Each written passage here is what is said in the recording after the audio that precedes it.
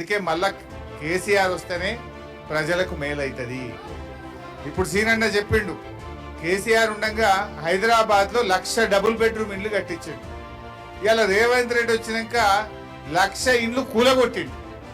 అంతకు మించి కట్టింది అయితే ఒక్కటి లేదు. ఉన్నదా? ఒక్కటన్నా ఉన్నదా? దయచేసి ఆలోచన చేయండి. అంటే ఈ హైడ్రా బగాయించాలి.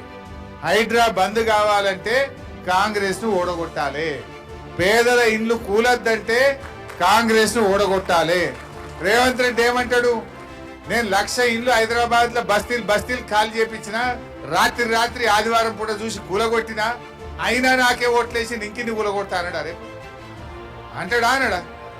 అరే నువ్వు తప్పు చేసినవురా, గరీబోళ్ళ ఇల్లు కూలగొడుతున్నావు, పెద్ద పెద్దోళ్ళ కూలగొడతలేవు, మా గరీబోళ్ళు ఎంబడబడ్డావు అని బుద్ధి చెప్పాలంటే కాంగ్రెస్ ను ఓడగొడితేనే రేవంత్ రెడ్డికి సోయొస్తుంది. ఈ విషయాన్ని మీరు ఆలోచన చేయండి. ఇలా మా అక్కజనులు చాలా మంది వచ్చారు. ఏమన్నాడు ఎలక్షన్ ముంగట?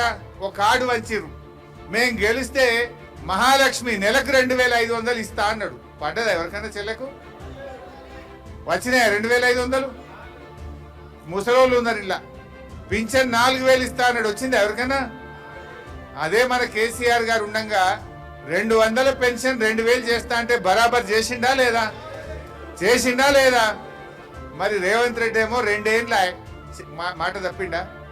మరి రేపు ఏమంటాడు, నేను 4,000 పింఛన్ ఇవ్వకపోయినా, అక్క చెల్లెళ్లకు 2,500 ఎగబెట్టినా, నాకే ఓటేసి నీకు ఇచ్చేదే లేదు పో అన్నాడా? మరి బిడ్డ నువ్వు ఎగబెట్టినావు కనుక నేను ఓడగొట్టినావు, ఇస్తావా సస్తావా అని మనం గట్టిగా జూబ్లీ హిల్స్ ఓట్లతోని రాష్ట్ర ప్రజలందరికీ వచ్చేటట్టు చేయాలి మనం.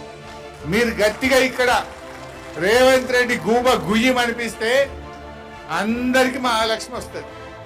రేవంత్ రెడ్డి 2 చెంపలు మీరు వాయిస్తే రాష్ట్రంలో అవ్వాతాతలకు అందరికి 4,000 పింఛన్ వస్తుంది. మీ చేతుల్లో ఉన్నది. రేవంత్ రెడ్డి ఏం నమ్ముకున్నాడు? డబ్బు మూటల్ని నమ్ముకున్నాడు, గుండాగాళ్ళని నమ్ముకున్నాడు, పోలీసు వాళ్ళని నమ్ముకున్నాడు. మరి పోలీసు వాళ్ళు చెప్తే ఓట్లు పడతాయా? పైసలు ఇస్తే ఓట్లు పడతాయా? అందువల్ల దయచేసి వాటన్నిటిని తిప్పికొట్టండి. ఒక్కనాడిచ్చేది ముఖ్యం కాదు, మన భవిష్యత్తు ముఖ్యం.